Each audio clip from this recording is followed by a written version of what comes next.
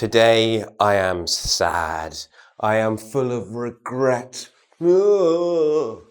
Yes, that's right. Today we're doing the third conditional. This is the conditional tense of regret and wishing that the past was different. I'm sure, girls, you're not guilty of that. Right. We're going to be looking at the third conditional and obviously how to use it. Hopefully it will add interest to the way in which you speak and in which you write.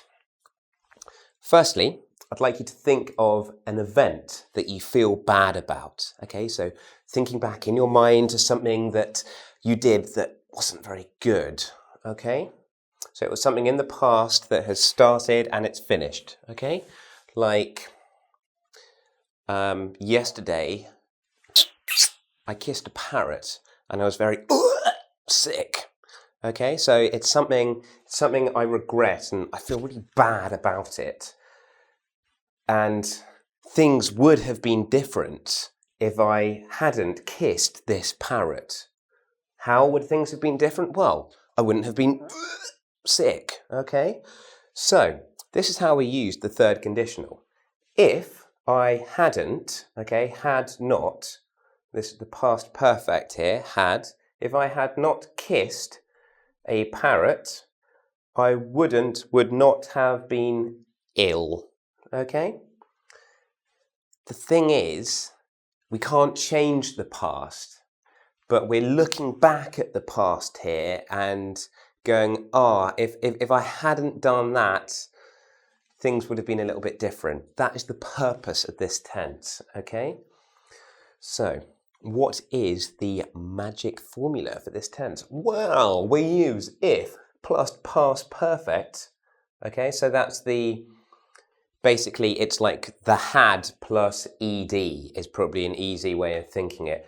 If I had smiled more, I might have got laid. I don't know. If I had worked harder. No, that's crap. If I had, no, it's good. It's good because we got the ed, so past perfect. Yeah.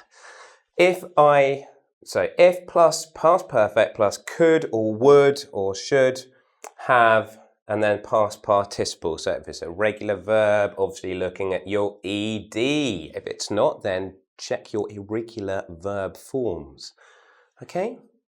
If past perfect, could or would plus have plus past perfect.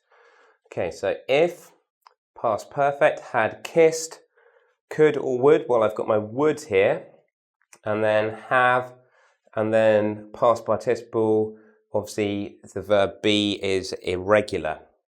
Now, we often use the negative forms here, so you're kind of adding on your not after your into your past perfect structure, okay? Ask me if you're a bit confused. I can help. I have magic powers to help you.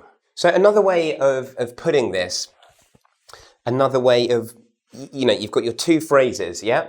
If we look here, we have if plus past perfect plus could or would plus have plus past participle. We can change the order of this to could or would plus have plus past participle plus if plus past perfect. So I could change this order round to I wouldn't have been ill if I hadn't kissed the parrot. Okay, obviously we're putting in the negative there.